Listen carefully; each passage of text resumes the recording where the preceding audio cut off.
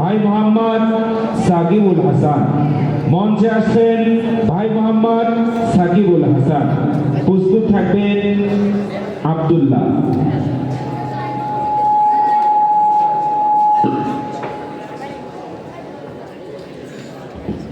السلام عليكم ورحمة الله وبركاته.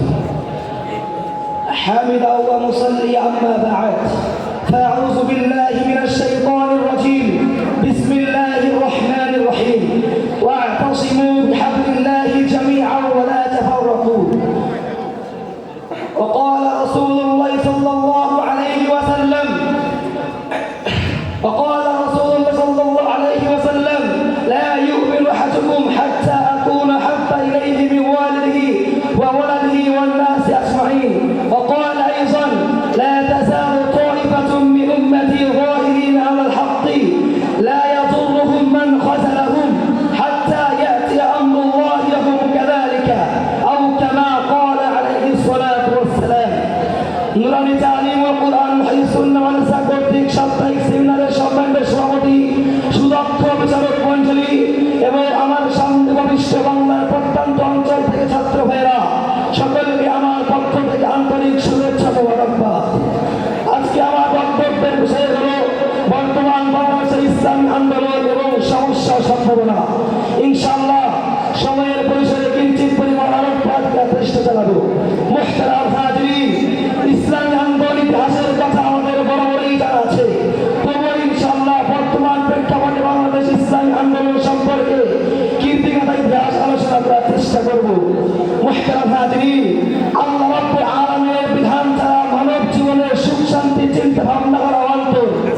তাই তো সাহাবায়ে কেরাম রাদিয়াল্লাহু তাআলা আনহুম থেকে নিয়ে আজ পর্যন্ত মহামনীষীগণ এই সুমহান কাজ আঞ্জাম দিয়ে আসছেন। আমার আপনার বাংলার জমিনেও সেই সুমহান মনীষীদের পায়ের ধুলি পড়েছে। তাই তো সাহাবায়ে কেরাম থেকে নিয়ে মুহাম্মদ বিন কাসিমের সিন্ধু বিজয়ের পর 1203 হিজরি সনে মুহাম্মদ বিন ইখতিয়ার রাহমাতুল্লাহি আলাইহি তিনি মাত্র করেছেন জাহান্নার সৈনিকের দেশ তিনি বঙ্গ বিজয় করেছে, ইসলামী আন্দোলন করে তোলেন। এরপর মা বোনদের চিৎকার আর্তনা সহ্য করতে না পেরে সময় এমন থেকে চলে আসে হযরত শাহ হাসান রাহমাতুল্লাহি আলাইহি বিদআত এবং কুসংস্কারের বিরুদ্ধে শুরু করেন দুর্বল আন্দোলন। শুধু তাই নয়, 1958 সালে আইয়ুব খান যখন শরীয়তুল আইন গড়ে তোলে তখন তার আইনের বিরুদ্ধে শামসুল হক ফরিদপুর রহমাতুল্লাহি আলাইহি বাংলার জনগণকে নিয়ে আন্দোলন গড়ে তোলেন। যে আন্দোলনে আইয়ুব খানের সিংহাসন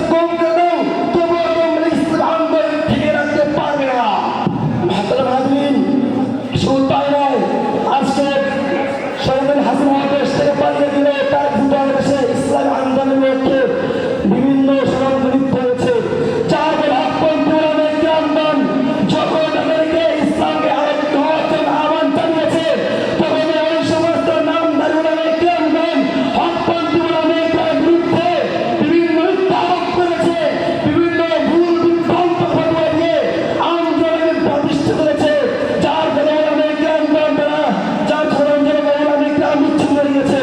তাদেরকে বলতে চাই, তোমাদের দেখো, তোমাই তোমরা ষড়যন্ত্র করো, তোমাই তোমরা ইসলাম ধর্মকে টিকিয়ে রাখতে চাও, ও তোমাদের দেখো তোমরা পারবে না।